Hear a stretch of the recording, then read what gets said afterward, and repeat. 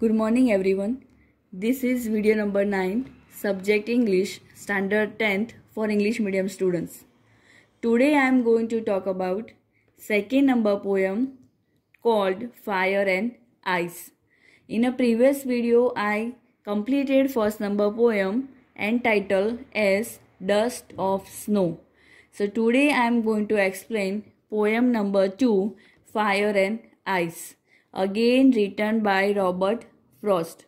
In the previous video I have talked about Robert Frost, how was he and how he was writing and what was his works. So I don't want to explain because you know very well. Now let me talk about the title Fire and Ice. See, two words are given in this title, fire and ice. You know that in the previous poem also two opposite words were given, dust and snow, right? Here also two opposite words are given, fire and ice. They both are opposite words. So this is also a very short and simple poem by Robert Frost. He is very imaginative. Robert Frost is very imaginative. So he is writing such kind of poem that is mostly based on imagination. So let's understand the first, that in this poem fire stands for what and ice stands for what. Now see, fire stands for greed. There are so many emotions that Robert Frost has taken in this poem. So let's see which emotions he has taken in this poem. So fire stands for greed, lust, conflict, fury, and intolerance. See, these all emotion he has taken in this poem that express fire. Means fire stands for greed, lust, conflict, fury, intolerance. Now see, there are so many emotions that shows, sometimes they show love and sometimes they show hatred. So see, greed. Greed means when one person is greedy for something, and you know that nowadays all the people are greedy only for money, right? Second is lust. Lust means too much or over desire for something. If you have over desire for something, then you can say that person is lustful. Means one should not have over desire for anything. Over means over. You know that the word over is added for any word, then it is not good. Over-minded or over, that person is very over, people are saying. So over word should not be added in your any character. Over smart, right? So one should not be over lustful. Third one is conflict. Conflict means fight that people are doing. Now you know, people are fighting not only for money or for anything. There are so many conflicts between people that they are doing. So one should not have conflict between each other. Next one is fury. This is a very important emotion that poet talks about, that fury means anger. One should not be too much angry. Means we should have a power of control. How can we control emotion? That is anger. And last one is intolerance. This is the opposite word of tolerance. Everybody should learn how to tolerate something. It means, for example, if teacher or maybe your parents, they are scolding you for something, it means you have done something wrong, that's why they are just scolding you or maybe beating you. So you should understand why they are beating us, why they are scolding us. So you should tolerate that and you should learn from that I will not do it again. So one should have power of tolerance. Now this all word shows that fire stands for this emotion. Now I stands for cruelty, I stands for cruelty, insensitivity, cruelty, insensitivity, coldness, indifference, and hatred. These are the emotions that shows, or in this poem I stands for this emotion: cruelty, insensitivity, coldness, indifference, and hatred. Now, insensitivity means no feelings. If one has no feelings, means that person is called insensitive. We should have a feelings for someone. It means if one is asking for help, we can help. If one is in a problem or pain, we should not laugh. We should understand the problem of someone, that the person is in problem. So this is the meaning of insensitivity. Cruelty, one should not be cruel. We have to be liberal. We cannot be cruel. Coldness means we say that ice cubes, that is cold water. Here the meaning is not that. Coldness means nature is cold, means one person that is in bad temper, that is called coldness here. Indifference, it means one is not careful. One is not careful and every time sad and behaving rudely. So this is indifference in this poem. And hatred means a kind of emotion that people generally have, and because of this hatred, that so many people are getting too much problem. So hatred should not be there. See, by these two words in the title given, fire and ice, the poem has taken so many emotions to express that we need to apply in our life. As I told you in a previous poem, that we should not learn for the sake of or for the sake of exam. All these things we need to apply in our life so we can be a better person. Now, before I start a poem, let me start explaining word meanings. First word meaning, that is perish. Generally, when you are talking about something, you speak that destroy. You know the meaning of destroy. But I believe that you should speak difficult words. You should speak synonyms of that word that you know and that you don't know. So if you repeat in your daily life, when you speak, you will remember. I told you, right? So, perish, it means destroy. If something that is going to destroy, you can say that thing is going to perish. Both are verb. See, going to destroy and going to perish. So you should speak difficult word. So perish means destroy. Second one is suffice. S-U-F-F-I-C-E. Suffice. See the pronunciation. It means be sufficient. Means whatever we have, enough. Means sufficient means enough. Whatever we have to be sufficient. We should not compare ourselves to anyone, that he has, she has, I don't have. So don't quarrel. Don't quarrel with your parents. Don't quarrel with anyone, with your friends for marks even. This is very important.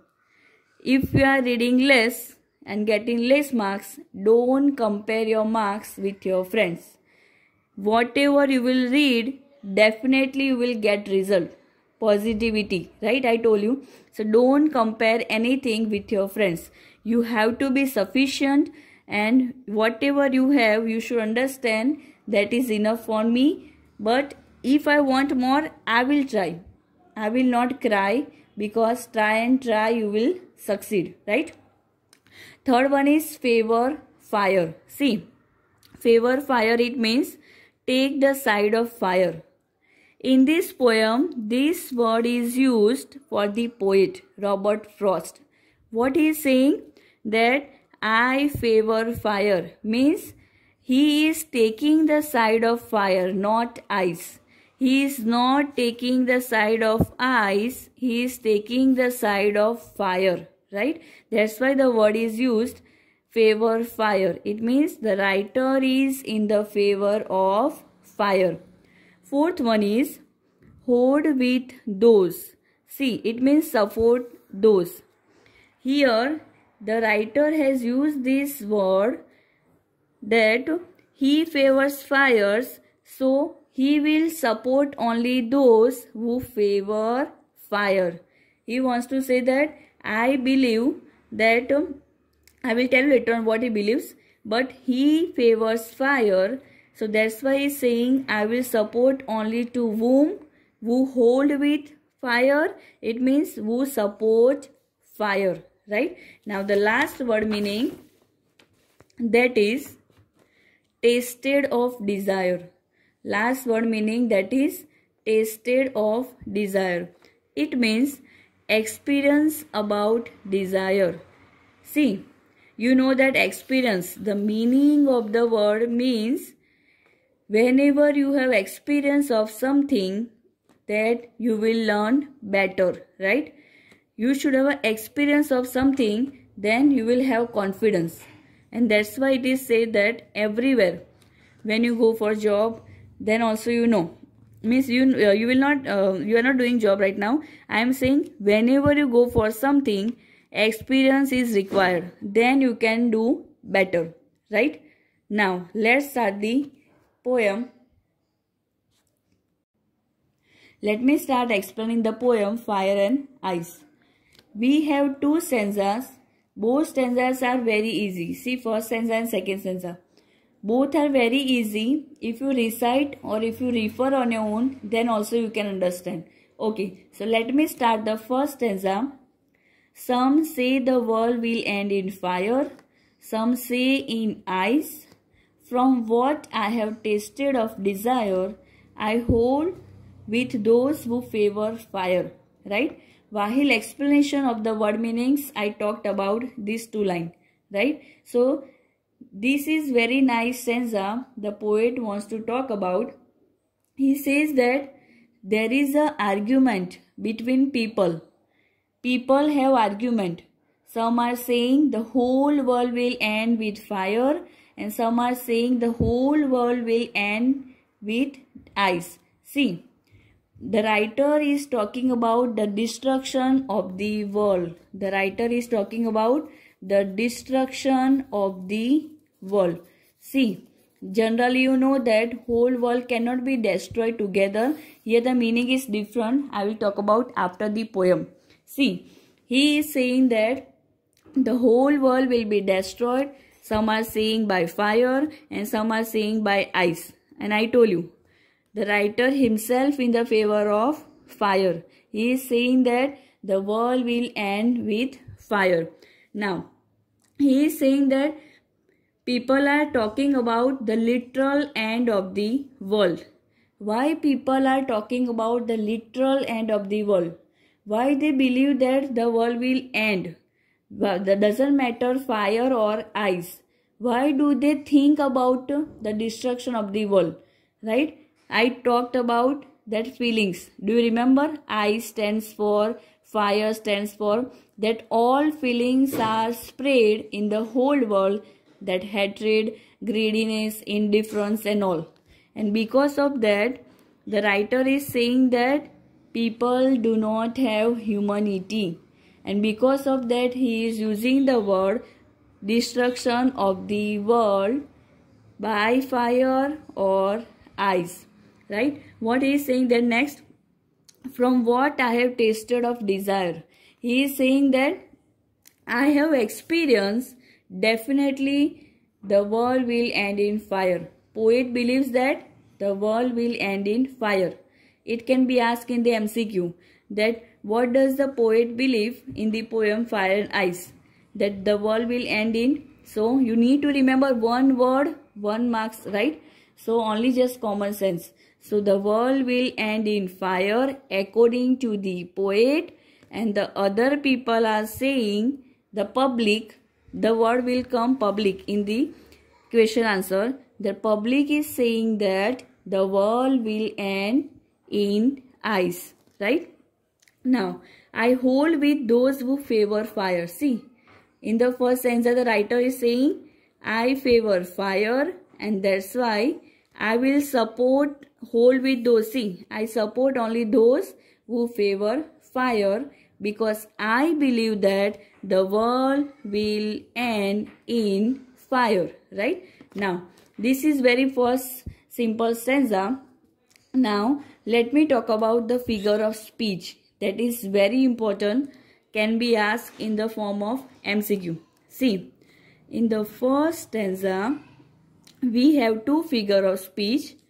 Two figure of speech, it means in two lines we have figure of speech, but one line can have more than one figure of speech possible, right? So see, some say the world will end in fire and some say in ice.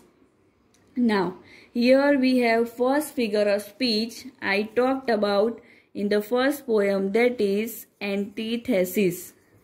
I hope you remember. First is antithesis. It means if you will have two contradictory opinion, then the figure of speech will be antithesis, right? First one is fire and second one is ice. See, two opposite word in the line, fire and ice. So these two line conduct or takes antithesis, this figure of speech. Now see, let me tell you one more thing. One line can have 2-3 figure of speech, may be possible. But you need to take care which options are given in the exam. That will be your answer, right? It doesn't mean that 3-4 are there, so only that should be there. From that 4, which one is given in the exam, in the option, that you will consider as an answer, right? As an answer. Now, second, after antithesis, in the same two line, second is repetition. Second one is repetition. Repetition, it means one or two words same time repeated second time, then we can have repetition. You can see some, 2 times repeated, say, 2 times repeated in this line. This is one single line, right? So, 2 words or only one word twice means 2 times repeated, then we can have figure of speech repetition. So, one we have antithesis, second repetition in the same line, third we have metaphor. Metaphor, it means when there is a comparison between two things. When there is a comparison between two things, then we can have metaphor. So here we have comparison between two things, fire and ice. But one more thing. If there is a comparison between two things, then antithesis, 2 words are given. But simile, see, one more thing, not there here, but I am just telling to you. If there is word like and as, if these 2 words are given, like and as, if these 2 words are given for comparison, then we can have simile. But if these 2 words are not given, then we can say metaphor for comparison, right? So antithesis and metaphor somewhat similar. So in the exam, maybe antithesis given, maybe metaphor, maybe repetition, all can be correct, right? And next one is, fourth one is alliteration in the same line. Next one is alliteration. I have earlier talked about, right? Alliteration means if any consonant sound or letter is repeated twice or more than twice in the same line. See, S, 4 times repeated, right? So here SS sound or SS letter is repeated 4 times. That's why we can say alliteration. See, in one line we have 4 figure of speech. So if 4 figure of speech out of 4, one is given in the option, that can be your answer. Either antithesis, repetition, metaphor, or alliteration. Now, in the first stanza, we have another figure of speech, that is, I hold with those who favor fire. Without telling, means if I will not say, then also you will understand which sound is repeated or which letter is repeated. F, right? F is repeated twice, so definitely alliteration. In this stanza you can find, in this two first line, 4, or in last stanza, means last stanza in the sense first stanza last line, you can have one figure of speech, that is alliteration. Now let's turn towards second example. Second example means second stanza. See, but if it had to perish twice, I think I know enough of hate to say that for destruction ice is also great and would suffice. See, in the first stanza he talks about fire. In the second stanza he talks about ice. See, in this stanza he takes the emotion love, lust, and hate. See, he is saying that, but if it had to perish twice, means ice and fire both have power to destroy the world, right? Fire can also destroy the world. Perish means to destroy, and twice means both, right? So both have power to destroy the world, either fire or ice. I think I know enough of hate. See, here the message of the poem is totally different. Not only he is talking about destruction of the world. Hatred is spread in the whole world, right? So these things should not be there. He is saying that hate is a silent killer and love is getting publicity from everyone, right? So if you want to just take help of someone, means everybody should have positive attitude and we should have a loving nature, right? And we have to be polite. The poet is saying that every time we have to be polite and we have to be loving person. We should not have too much lust, too much desire, over desire, and we should not have hatred.